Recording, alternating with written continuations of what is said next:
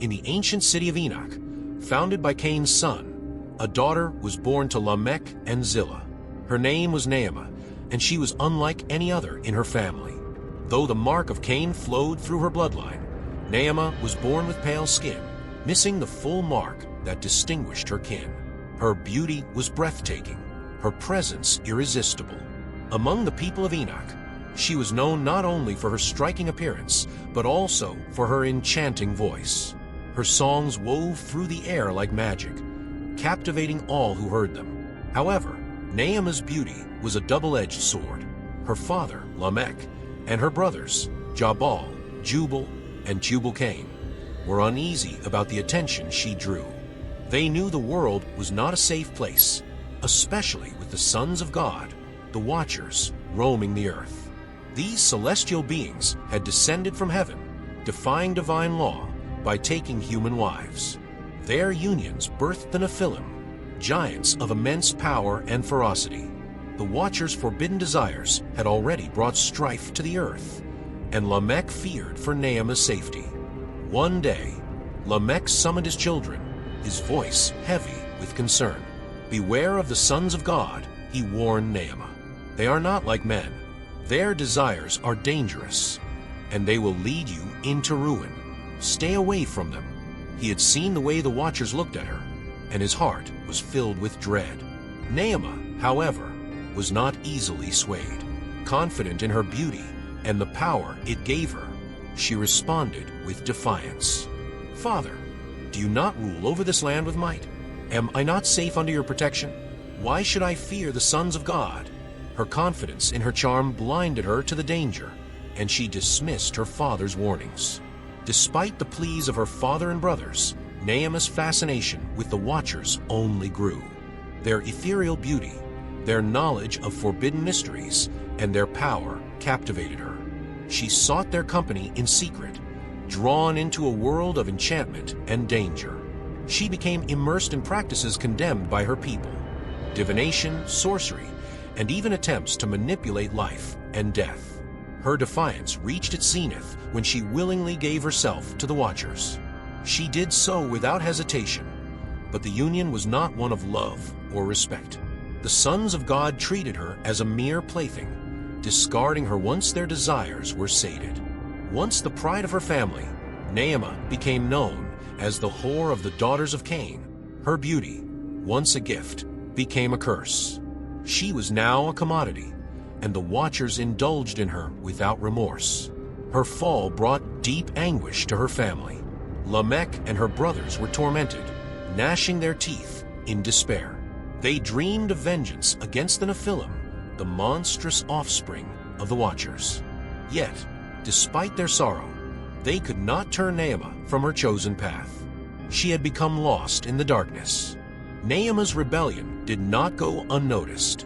The people of Enoch whispered about her defiance. She openly mocked the sacred laws of her ancestors, flaunting her power. Her audacity grew to the point where she even challenged Leviathan, the great sea serpent of legend. Enoch, once a city of order, became a den of corruption, with Naama at its center, reveling in the chaos she helped create. The consequences of her choices were dire.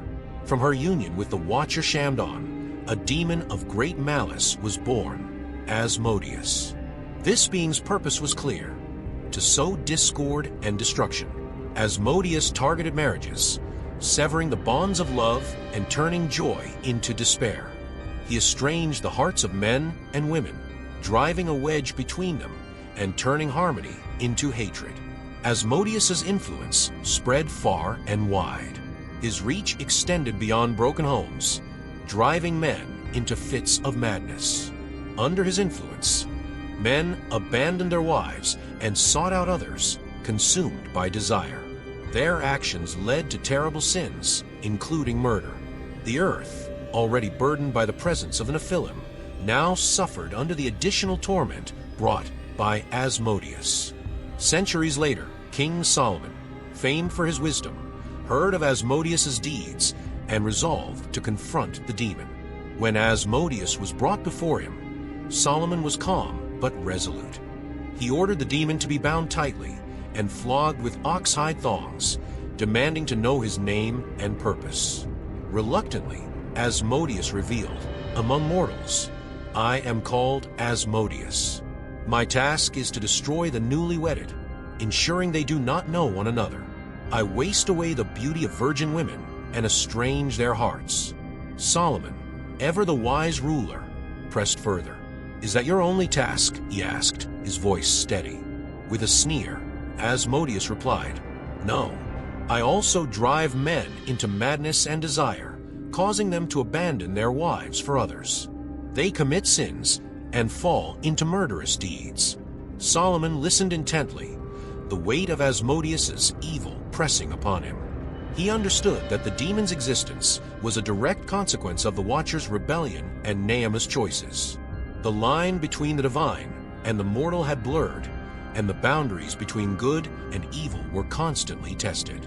Solomon's heart was heavy, knowing that the darkness unleashed by the Watchers and demons like Asmodeus had forever altered the fate of humanity. In the time of Jared, the father of Enoch, the earth became a place of widespread wickedness. To guide and protect humanity, God sent a group of 200 angels known as the Watchers. However, these angels abandoned their divine mission when they descended upon Mount Hermon.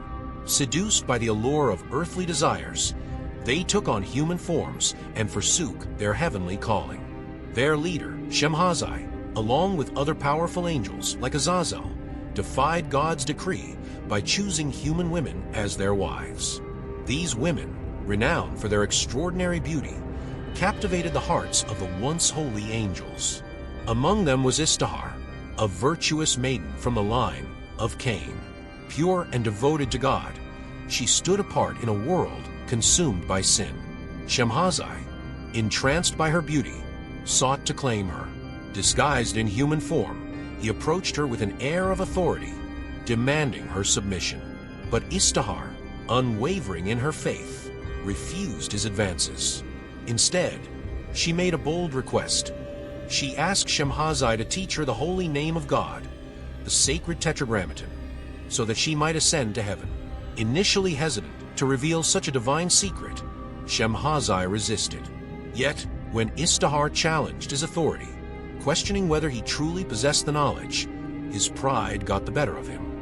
Reluctantly, Shemhazi revealed the ineffable name. Istahar immediately invoked it, and her body radiated with divine light. She ascended to the heavens, escaping the corruption of the earth. Pleased with her purity and courage, God transformed Istahar into a brilliant star within the Pleiades, a beacon of hope in the encroaching darkness. Overcome with remorse, Shemhazi hung himself upside down between heaven and earth. Though he repented, God did not allow him to return to heaven. Instead, he placed Shemhazi in the sky as the constellation Orion, where he remains, eternally gazing down at the world he helped corrupt. In contrast, Azazel refused repentance. He targeted Naama, another descendant of Cain, known for her unparalleled beauty. Unlike Istahar, Naama willingly consorted with the Watchers. From her union with Shamdon, she bore Asmodeus, a powerful demon who brought chaos, inciting madness, adultery, and violence among men. Naama, alongside women like Lilith and Igrat, became known as a mother of demons, giving birth to numerous malevolent offspring. The unions between the Watchers and human women produced the Nephilim, giants of immense power and cruelty, who oppressed humanity with violence and fear. Shemhazi's sons, Haya and Ohia, were among the most feared, spreading terror wherever they went. Even after the flood, the legacy of the Nephilim endured through the Rephaim, such as King Og and Sion, continuing the line of destruction. While Shemhazi repented, Azazel reveled in his wickedness. He corrupted humanity further by teaching forbidden knowledge. For his defiance, God banished him to the desolate wilderness, where he awaits final judgment. To this day, the Day of Atonement commemorates Azazel's punishment through the ritual of the scapegoat, which symbolically carries the sins of Israel into the wilderness. Amid this darkness, Istahar's story shines as a symbol of purity and redemption. She remains a radiant star, a reminder that even in a world overwhelmed by sin, faith and virtue can triumph. The tale of the Watchers serves as a lasting warning about the consequences of defiance, pride, and unchecked desire, highlighting the enduring power of repentance and hope. I appreciate your viewing.